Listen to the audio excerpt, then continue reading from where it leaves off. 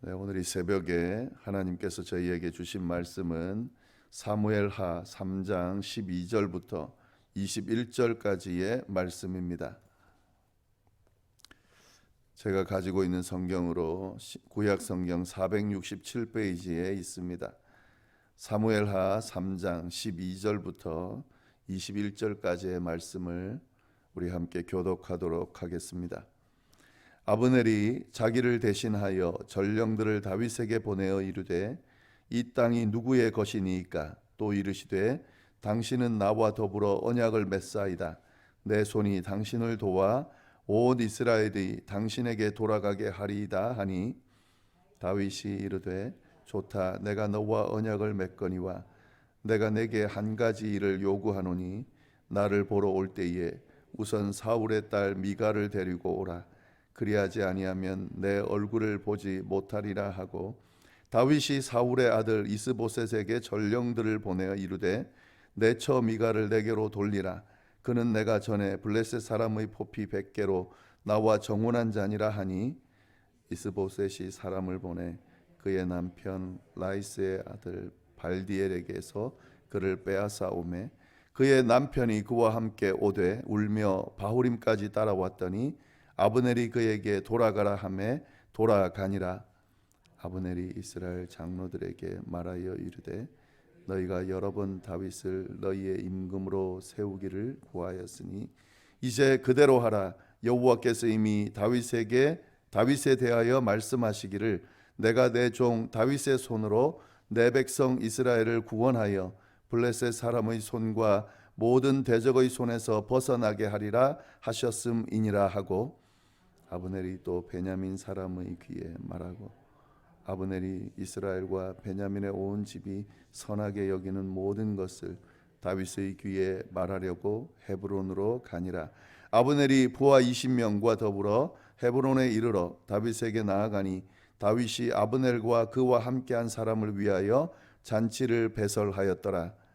아브넬이 다윗에게 말하되 내가 일어나 가서 온 이스라엘 무리를 내 주 왕의 앞에 모아 더불어 언약을 맺게 하고 마음에 원하시는 대로 모든 것을 다스리게 하리이다 하니 이에 다윗이 아브넬을 보내매 그가 평안히 가니라. 아멘.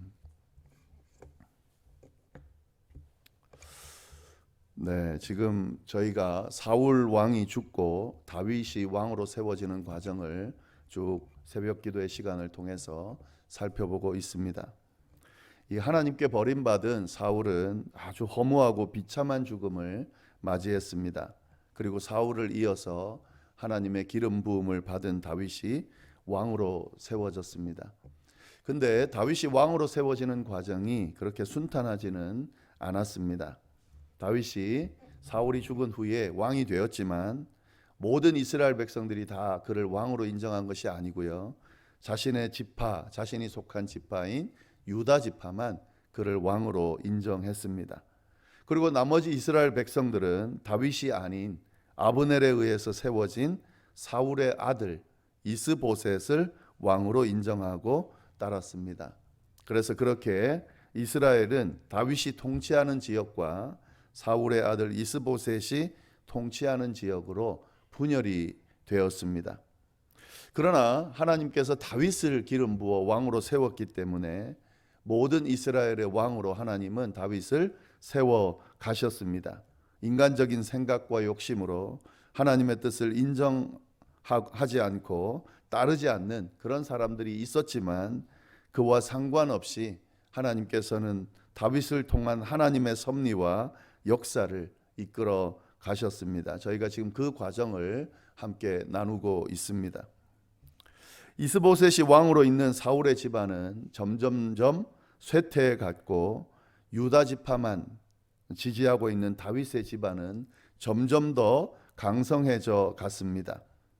이런 상황에서 다윗을 아예 인정하지 않고 이스보셋을 왕으로 세워서 분열을 주도했던 아브넬이 다윗의 세력이 점점 커지는 것을 보고 그쪽에 붙을 생각을 하게 됐습니다. 지금 이스보셋의 부하로 있으면서 다윗 편에 서려고 그렇게 생각을 했다는 거죠. 어차피 이 아브넬은요, 자기 권력을 유지하고 욕심을 채우기 위해서 세운 나라이기 때문에 언제든지 그 나라를 버릴 수 있는, 배신하고 버릴 수 있는 그런 사람이었던 것입니다. 아브넬은 이 철저하게 이스보셋을 무시했는데요, 심지어 그는 사울의 첩이었던 리스바를 범하는 아나무인의 행동을 보였습니다. 그에 대해서 이 나무라는 왕인 이스보셋에게 도리어 자신이 화를 내면서 다윗에게 모든 것을 넘겨주겠다고 엄포를 놓습니다. 이러한 아브넬의 행동에 이스보셋은 아무런 대꾸도 하지 못하고 그저 들을 수밖에 없는 그런 상황의 모습을 보이고 있습니다. 이처럼 아브넬은 허수아비처럼 세운 왕 이스보셋을 무시하고 자기 마음대로 그 나라를 다윗에게 바치고 자신의 안위를 보장받으려고 했습니다. 그 과정이 오늘 본문에 나오는 내용입니다. 12절 말씀을 보시면은요, 이렇게 되어 있습니다. 아브넬이 자기를 대신하여 전령들을 다윗에게 보내어 이르되 이 땅이 누구의 것이니까? 또 이르시되 당신은 나와 더불어 언약을 맺사이다.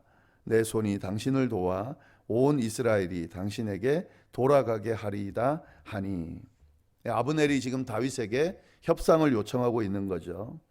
그는 지금 이스라엘이 다윗의 것이다 라고 다윗의 소유권을 인정하면서 그에게 협상을 요청하고 있습니다.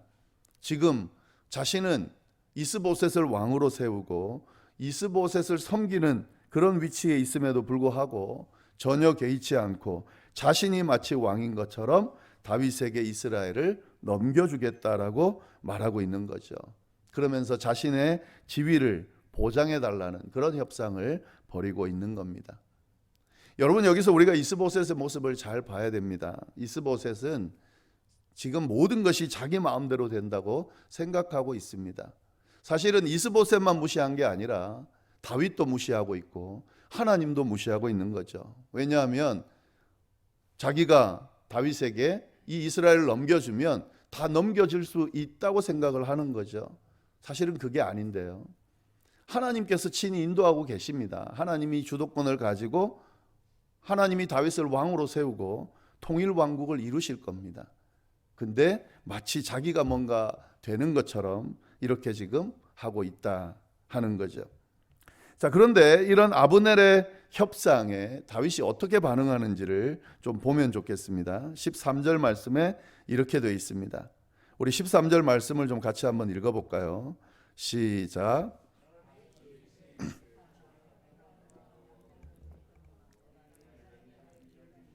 요구하노니 나를 보러 올 때에 우선 사울의 딸 미가를 데리고 오라. 그리하지 아니하면 내 얼굴을 보지 못하리라 하고. 다윗이 이 아브넬의 협상을 듣고 좋게 여기고 언약을 맺겠다라고 대답을 하고 있습니다. 그러면서 한 가지 조건을 내거는데 사울의 딸 미가를 자신에게 데리고 오라라고 조건을 내걸었습니다. 그리고 이 여기는 언급되고 있지 않지만 이스라엘 장로들을 다 설득해서 그들의 마음을 모아오라고 그렇게 요구를 했습니다. 이건 나중에 아브넬이 열심히 북이스라엘로 돌아가서 거기서 이 장로들을 설득하는 과정을 보면서 우리가 충분히 추측해 볼 수 있습니다. 그 협상을 받아들이겠다. 근데 조건이 있다.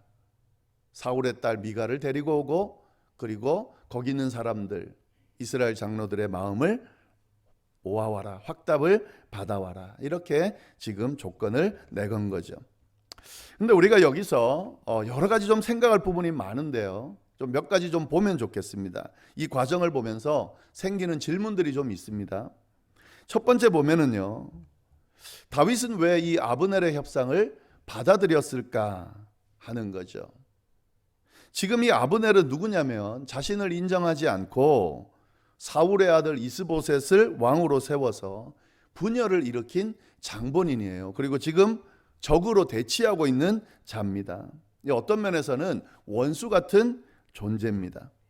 그리고 이 사울의 부하로 있을 때 아마 이 아브넬도 군대 장관 중에 한 명이었기 때문에 서로 잘 알았거든요. 이 아브넬이 어떤 사람인지, 아주 자기중심적이고 자기 욕심에 사로잡힌 사람이라는 것을 다윗도 잘 알았을 겁니다. 지금 협상하러 왔지만 사실 다윗을 위하는 것도 이스보셋을 위하는 것도 아니고 자기 욕심이나 채우려고 협상한다는 것을 잘 알고 있는 상황인데 왜 다윗이 이 협상을 받아들였을까 하는 거죠.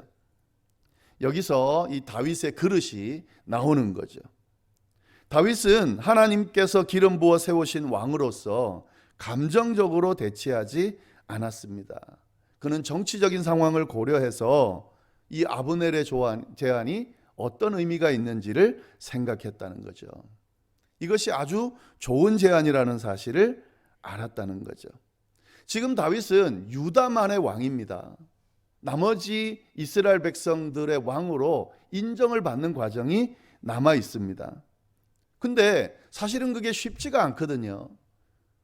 공격해서 동족끼리 싸워가지고 그럼 왕위를 그 모든 사람들을 다 자기 밑으로 데리고 와야 되는데 사실은 그렇게 해서 마음을 얻을 수 있기는 힘든 거죠.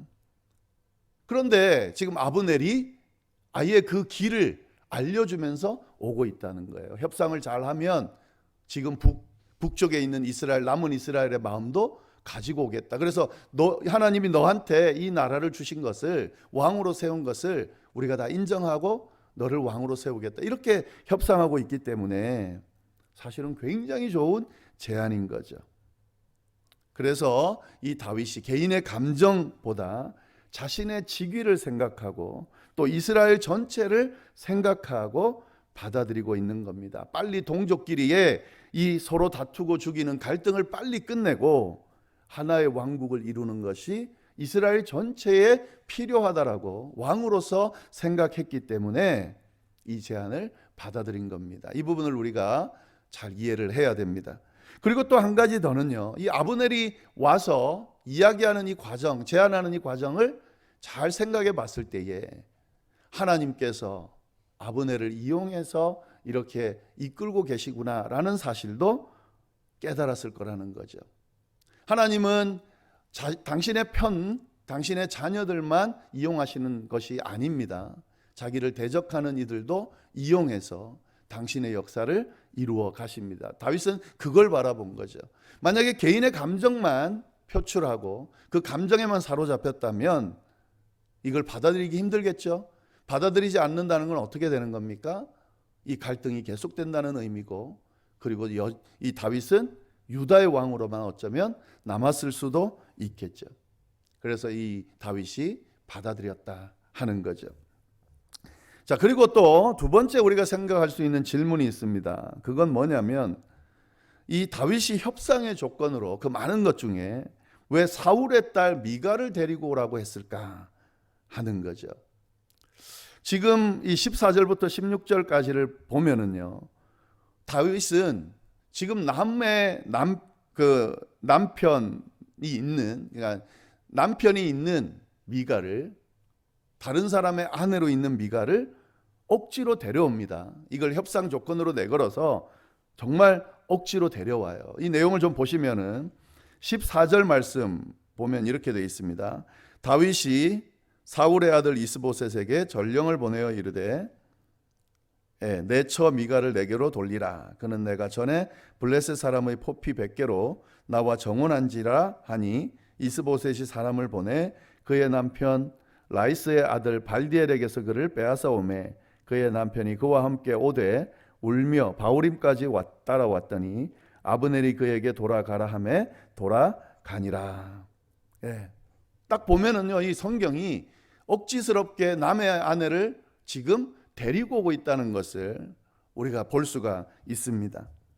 근데 이것이 협상 조건이라는 거죠. 왜 다윗은 이런 조건을, 협상 조건을 내걸었냐 하는 거죠. 근데 우리가 여기서 분명히 알아야 될 내용이 있습니다. 지금 법적으로 이 미갈은 누구의 아내일까요? 법적으로 다윗의 아내입니다, 여러분. 이거 헷갈리시면 안 돼요. 다윗의 첫 번째 아내가 미갈입니다. 사울의 딸이었고요. 이 미갈을 주겠다고 하면서 여기 지금 아예 다윗이 이야기를 하고 있죠. 14절에 블레셋 사람의 포피 100개로 나와 정운한 자다. 사울이 자기 딸을 주는 조건으로 이거를 내걸은 거예요. 이 다윗을 죽이려고 그렇게 한 건데 다윗이 이 일을 이루어서 미갈을 아내로 맞이했습니다. 근데 사울이 다윗을 죽이려고 하니까 다윗이 도망쳐야 되잖아요. 그 도망칠 때 이 다윗이 잘 도망치도록 죽음을 무릅쓰고 도와줬던 그런 아내입니다. 그리고 다윗을 아주 사랑하는 그런 아내인데 다윗이 도망치는 동안 이 미갈을 억지로 다른 사람의 아내로 줘버렸어요, 사울이. 근데 어디에도 이혼했다는 이야기가 없습니다. 그러니까 불법으로 정혼한 남편이 있는 이 미갈을 다른 남편이 지금 데리고 살고 있는 그런 상황이라는 거죠. 그래서 지금 다윗이 당당하게 이야기를 하는 겁니다. 지금 나와 정혼한 미갈을 데려오라고 지금 그렇게 이야기하고 있는 거죠. 이 부분을 헷갈리면 안 됩니다. 법적으로 남의 아내를 데리고 오는 게 아니라 자기의 아내가 다른 사람에게 있는 거를 데리고 오는 거예요. 그러니까 잘못된 거를 바로잡는 그런 모습으로도 볼 수가 있습니다. 다윗이 당당하게 요구하는 것은 이런 의미입니다. 남의 아내를 막 빼앗아 오라는 게 아니에요. 요거를 좀 이해하고 이 말씀을 좀 보면은 좋을 것 같습니다. 그런데 이런 다윗의 행동을 그냥 단순하게 잘못된 거를 바로잡는 자기 아내를 데리고 오는 것만으로 이해할 수는 없습니다. 이걸 알아야 된다는 사실이지 이게 답은 아니에요. 아무리 잘못된 걸 바로잡는다 하더라도 지금 다른 사람의 아내로 살고 있거든요. 그리고 시간이 꽤 흘렀습니다. 그런데 이 여인을 억지로 데려오라고 하는 건 단순하게 그 아내를 데리고 오려고 하는 이유만은 아니겠죠. 그것도 우리가 알 필요가 있다 하는 거죠. 여기에는 분명히 정치적인 의도가 있었을 거다 하는 거죠. 사울의 딸 미갈 아주 명분이 좋죠. 이것은 사울과의 관계가 내가 밀접하다. 사울이 비록 나를 죽이려고 했지만 나는 사울의 사위였다라고 하는 사실을 드러냄으로써 이스라엘 전체에게 왕으로 인정받으려고 하는 의도가 있었을 거다 하는 거고요. 그리고 하나의 왕국이 이루어진다 하더라도 사울에게 충성하던 사람들이 다윗에게 무조건 다 복종하고 순종하지는 않을 거라는 거죠. 그래서 사울의 딸 미갈을 데리고 있으면서 그 부분을 조금 대처하려고 하는 그런 의도가 있었을 거다 하는 거죠. 이런 해석들을 우리가 할 수가 있습니다. 그런 정치적인 의도를 가지고 미갈을 데리고 오라라고 했는데 그럼에도 불구하고 아주 꺼림칙하죠. 왜냐하면 성경이 뭘 보여주냐면요. 이 미갈의 지금 남편으로 있는 발디엘이 이 아내를 뺏기고 어떻게 합니까? 그 아내를 따라서 울면서 쫓아오고 있는 장면을 이야기하고 있죠. 미갈을 정말 사랑하는 발디엘과 그리고 이 미갈을 정치적으로 이용하려고 하는 다윗의 이 모습이 아주 대조를 이루면서 무조건 다윗이 정당하다, 잘하고 있다라고 하기에는 뭔가 석연치 않은 모습이 있음을 성경이 드러내면서 뭐 어떤 게 옳다라고 말하진 않지만 다윗이 뭔가 조금 잘못하고 있는 것도 지금 보여주고 있습니다. 이런 어떤 그 다윗의 연약함이나 나약함들이 이 이후에도 나오는데요. 여하튼 이것도 보셔야 됩니다. 지금 제가 말씀드리는 내용들을 다 종합해서 어떤 의미인지 잘 들여다볼 수 있으면 좋겠습니다. 그리고 지금 여기서 한 가지 주목해 볼 우리가 부분이 있는데요. 다윗이 미갈을 데려오라라고 지시를 하는데 지금 이 협상이 누구하고 이루어졌냐면 아브넬하고 이루어졌어요. 근데 미갈을 데려오라는 지시는 누구한테 합니까?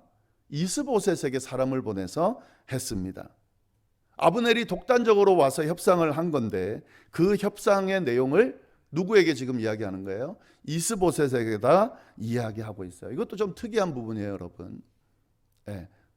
이스보셋 몰래 자기 그냥 독단적으로 와서 다윗과 협상했고 그 협상 조건을 아브넬에게 이야기를 했죠. 근데 그러면 아브넬에게 이야기를 해야 되겠죠. 미갈 데려오라고. 근데 누구에게 지금 말하고 있냐면 이스보셋에게 말하고 있다 하는 거죠. 다윗은 아무리 호수아비 왕이라 할지라도 지금의 왕을 인정해주고 있음을 드러내고 있습니다. 이게 사울의 모습, 다윗의 모습이에요. 다윗은 사울이 왕으로서 하나님께 버림받았다는 사실을 알았음에도 불구하고 끝까지 그를 왕으로 인정해 주었습니다. 지금도 그런 모습을 보이고 있는 거죠. 이게 다윗의 탁월한 모습이에요. 네. 보통 사람들 같으면요, 아브넬이 실세구나, 그럼 아브넬하고 협상하면 되는 거예요. 근데 다윗은 그렇게 하지 않다고 하는 거죠. 자기가 권력을 가지고 있다고 해서 부하임에도 불구하고 왕을 함부로 대하고 있는 아브넬과는 아주 대조적인 모습을 보여주고 있습니다. 여러분, 이것도 좀 잘 들여다보시면 좋겠습니다. 그리고 이 이스보셋에게 보낸 의도는 단순하게 또 그것만은 아니에요. 왜냐하면 이 아브넬을 믿을 만한가라고 하는 의문도 들었을 거예요. 왕이 아닌데 와가지고 자기가 다 해주겠다고 지금 이야기하고 있으니까. 그래서 이스보셋에게 이 이야기를 하는 거죠. 만약에 이스보셋이 다윗의 말을 안 들으면 어떻게 되는 겁니까? 아브넬은 별로 그렇게 힘이 없는 거예요. 그러나 만약에 이스보셋이 들을 수밖에 없다면 아브넬의 이야기가 결국 이스보셋이 들을 수밖에 없는 그런 상황이라는 것도 아마 체크하려고 했을 거다. 제가 좀 오늘 말씀을 여러 가지를 드리는데 사실은 이런 이해들을 좀 해야 이 본문을 잘 이해할 수 있기 때문에 말씀을 드리는 겁니다. 이 부분들도 좀 잘 보시면 좋겠습니다. 자, 이 아브넬은요, 다윗과의 협상을 이행하려고 아주 열심을 다합니다. 미갈도 뺏어오고요. 그리고 이스라엘 장로들도 설득하기 시작합니다. 이 설득하는 과정들을 좀 보시면 좋겠는데, 원래 너희들이 다윗을 인정하지 않았냐? 근데 이제는 다윗을 좀 인정할 수 있도록 하면 좋겠다. 그렇게 해라 라고 하면서 다윗을 왕으로 인정하려고 그렇게 쭉 설득해서 다윗과 걸었던 협상 조건들을 다 이행하고 헤브론으로 찾아옵니다. 그래서 이제 다윗이 이스라엘 전체의 마음을 하나로 모으는 그런 과정이 결론이 이루어지게 되는 거죠. 그래서 다윗이 이 이스라엘의 왕으로서 이제 이 헤브론만이 아니라 그 이상의 나라들도 통치한, 지역들도 통치하는 그런 왕이 됩니다. 헤브론을 다스린 지 7년 반 만에 일어난 일입니다. 이처럼 다윗이 왕으로 세워지는 과정이 평탄하고 순탄하지 않다는 것을 우리가 좀 잘 보면 좋겠고요. 그럼에도 불구하고 이 7년 반의 시간 동안 하나님은 계속해서 역사하셔서 당신이 지정하고 세우기로 작정한 다윗을 결국에는 왕으로 그렇게 세우셨다라고 하는 사실도 잘 보시면 좋겠습니다. 자, 이게 이제 오늘 본문인데요. 사실 주일 본문은 우리가 나눌 기회가 없기 때문에 좀 간단하게 이 이후의 사건 하나만 좀 말씀을 드리고 말씀을 마치려고 그러는데요. 이렇게 환대하고 아브넬을 돌려보냅니다. 이제 잘 끝난 거죠, 협상이. 그런데 이 아브넬이 돌아간 후에 바로 다윗의 부하인 요압이 돌아옵니다.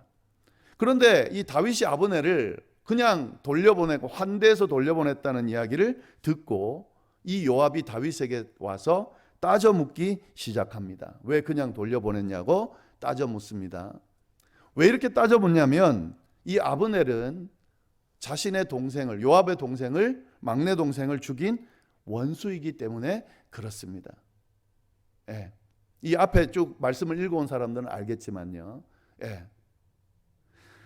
지금 원수, 자기 동생을 죽인 원수를 다윗이 환대하고 돌려보냈다.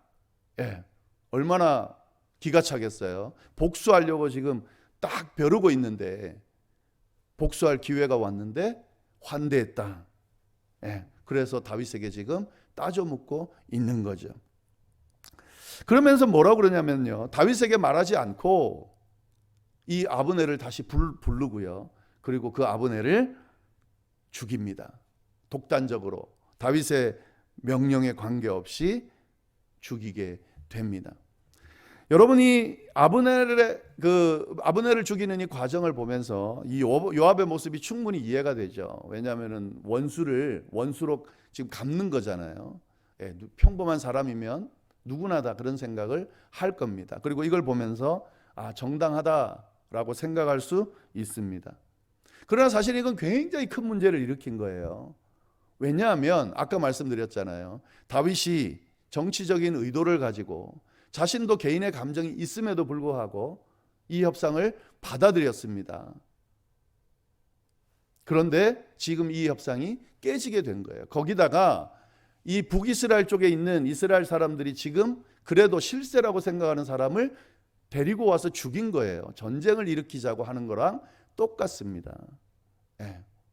지금 상황이 어떻게 됐냐면 복수하는 이것 때문에 완전히 관계가 깨질 정도가 아니라 전쟁이 일어날 수 있는 그런 상황이 돼버렸다 하는 거죠. 굉장히 위험한 거죠. 사실 요압이 이 정도 위치에 있다면 다윗의 의도를 물어봤어야 됩니다. 예, 자기 억울함도 이야기하지만 다윗이 왜 이렇게 행동했는지를 물어봤어야 됩니다. 그리고 이 정치적인 의도를 다윗이 분명히 이야기해 줬을 거예요. 그리고 이걸 가지고 같이 씨름하면서 어떻게 행동해야 되는지 하나님의 뜻을 물어야 되는 거죠. 근데 전혀 그런 과정이 없습니다. 그리고 심지어는 왕도 무시하고 자기 마음대로 행동으로 옮기게 됐다는 거죠. 협상도 무산이 되고 위기 상황이 되고 이렇게 지금 되는 상황이 벌어졌다 하는 거죠. 다윗은 이 요압의 행동을 보면서 그를 나무라면서 저주합니다. 요압은 다윗에게 있어서 골칫거리였어요.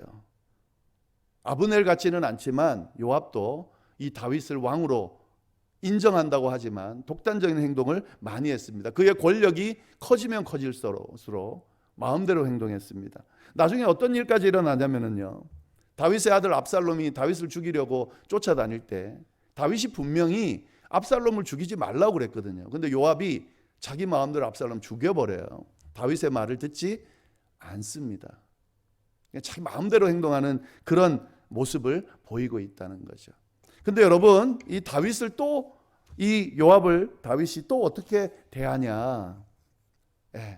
바로 처리하지 않고요, 하나님이 그를 심판하시도록 내버려둬요.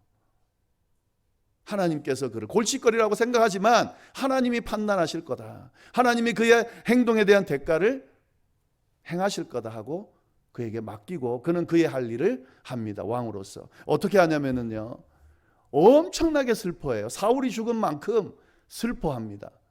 애가도 지어서 부릅니다. 이건 뭐냐면 정치적인 의도예요. 물론 진짜 슬프고 정말 진심으로 애도하지만 이걸 바라보는 사람들이 다윗이 한 게 아니구나, 그리고 저 사람은 진심으로 아브넬의 죽음을 슬퍼하는구나, 우리와 척을 지려고 하는 게 아니구나, 그리고 자기의 지금 부하도 아닌데 저렇게까지 슬퍼하는 것을 본다면 나중에 그의 밑에 들어갔을 때에 그가 정말 왕으로서 우리도 저렇게 슬퍼하겠구나 라고 생각하는 그 과정이 내일 본문에 나옵니다. 여러분, 여기까지도 잘 끝까지 보시면서 이 과정을 통해서 하나님께서 어떻게 다윗을 세우시고 이끌어가는지, 다윗이 어떻게 하나님의 인정을 받아가는지, 그가 어떻게 정말 두고두고 길이 남는 왕으로서 세워져 가는지, 그 역할을 감당하는지 잘 한번 들여다보면서 우리의 삶도, 우리의 신앙 여정도 좀 적용하고 그렇게 다윗과 같이 세워갈 수 있는 그런 시간이 되기를 바랍니다. 기도하겠습니다. 하나님 아버지, 감사합니다. 귀한 말씀으로 우리의 모습을 돌아보게 하시고 또 어떤 것이 우리가 쫓아가야 될 삶의 모습인지 하나님 깨닫게 해주셔서 또 이렇게 우리를 이끌어 주시니 감사합니다. 하나님, 이 다윗을 비록 인간적인 부족함도 보이지만 그의 믿음 또 신앙, 하나님을 대하는 모습, 하나님의 뜻을 따르는 그 모습 보면서 하나님, 우리의 모습도 다윗처럼 그렇게 그런 믿음을 가지고 그런 삶을 살아가는, 그런 신앙 여정을 살아가는 삶이 될 수 있도록 주여 우리를 깨우치고 이끌어 주시고 인도하여 주옵소서. 주님이 그렇게 인도해 주시리라 믿습니다.